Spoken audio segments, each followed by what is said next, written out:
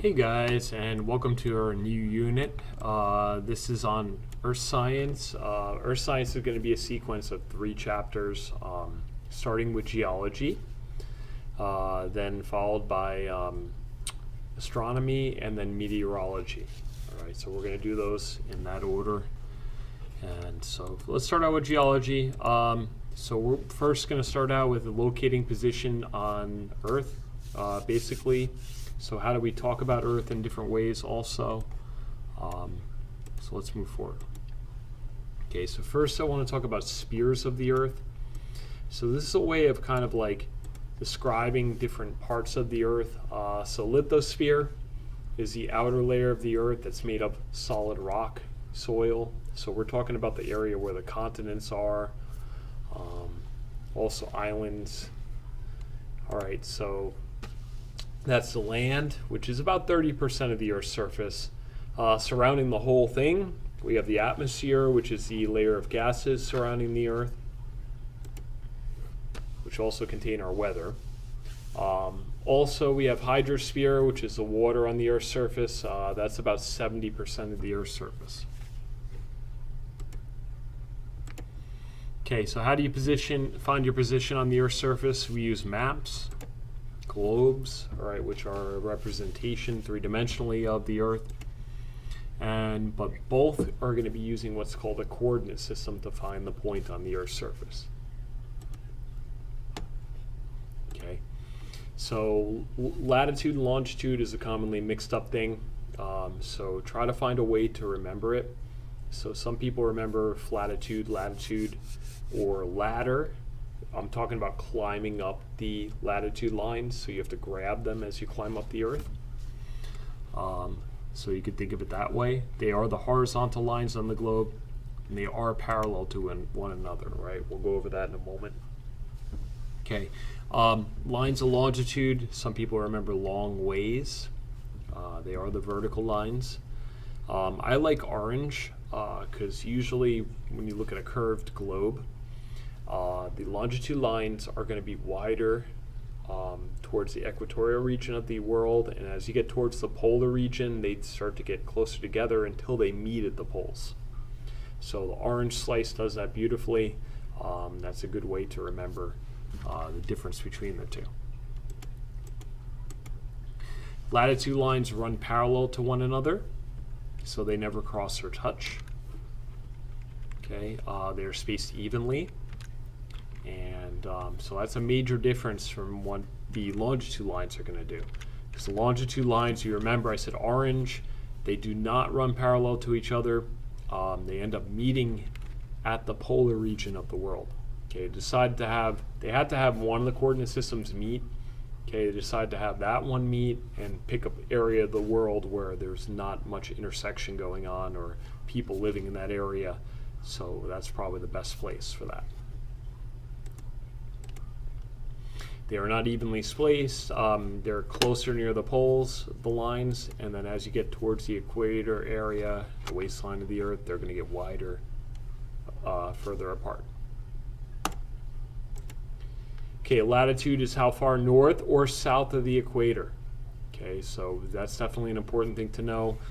So they're parallel lines measuring this way north and south of the equator. Longitude, on the other hand, is how far east or west of the prime meridian. You always look at their reference lines to figure out which way they're running and measuring. The prime meridian runs through Greenwich, England, so we'll talk about the significance of that in a moment. Latitude is measured in degrees. Latitude goes from 0 to 90 degrees, which is a quarter of a circle. Equator is 0 degrees latitude. Tropic of Cancer is 23.5 degrees north. Tropic of Capricorn is 23.5 degrees south. North Pole is 90 degrees north, and South Pole is 90 degrees south. Okay, so these are important latitude lines you need to know. Tropic of Cancer and Capricorn have significance when you talk about seasons. All right, so we'll get to that later when we get to that unit.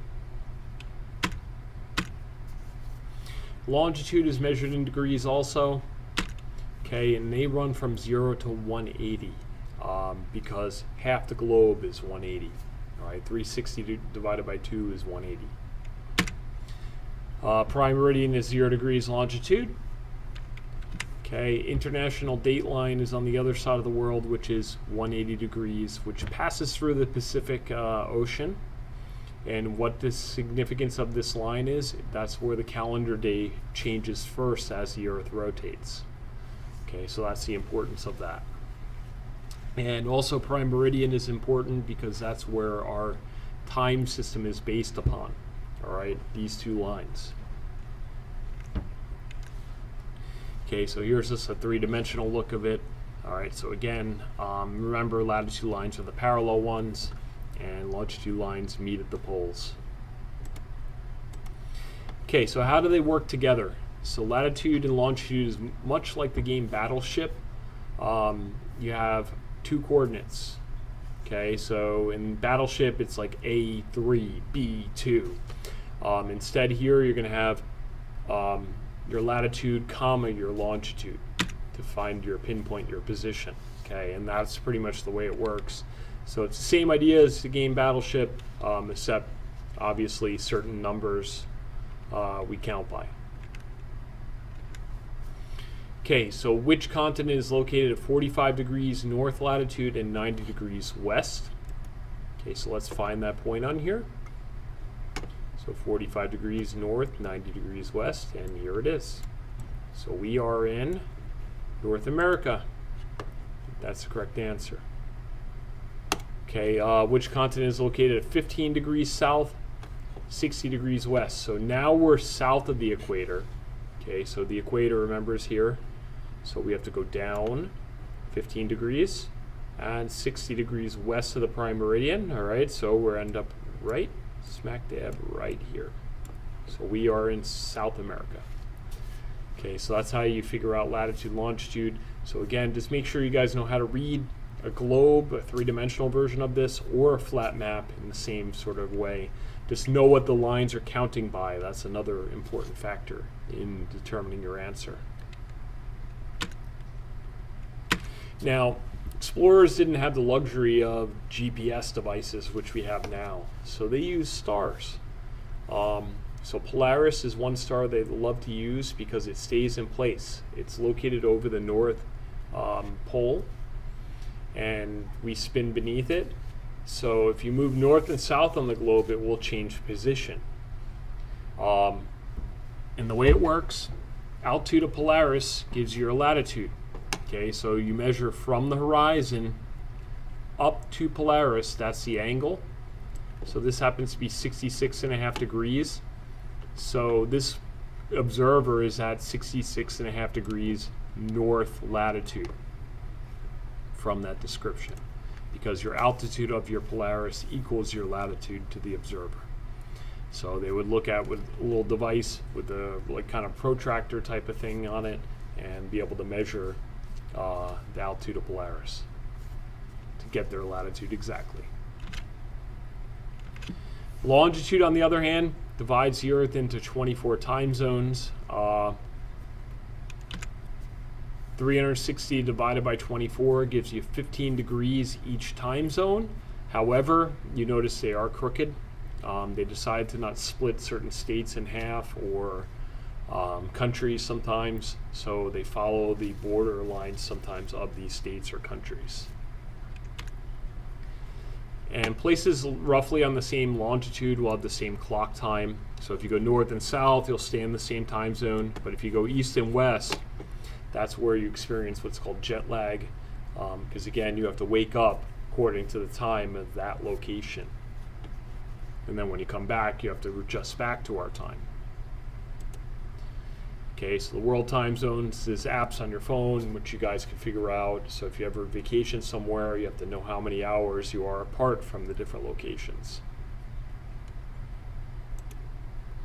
Okay, and here's the United States. So in questions, sometimes they'll give you a time in a certain location, and then you have to figure out the others. Just remember, it's an hour per time zone. All right, so right now, let's just say it's 1 p.m. here. Okay, so if it's 1 p.m. Eastern time, that means it's going to be 12 p.m. Central. Okay, and you go back one more time for Mountain Time, so it's going to be 11 a.m. So make sure you count correctly, look at the clock, think about it. And then Pacific Time, it's still earlier morning, it's 10 a.m. So it's an hour per time zone. As you go west, you go back in time. If you go east, you go ahead in time. Okay, so Europe, for instance, from the east time, it's about 5 hours ahead, roughly. All right, as an example. So you should know that as you travel and be able to understand that. So you definitely will experience that at some point. So make sure you know and understand the way the time zones work. Okay, and that's it. I'll see you guys next time.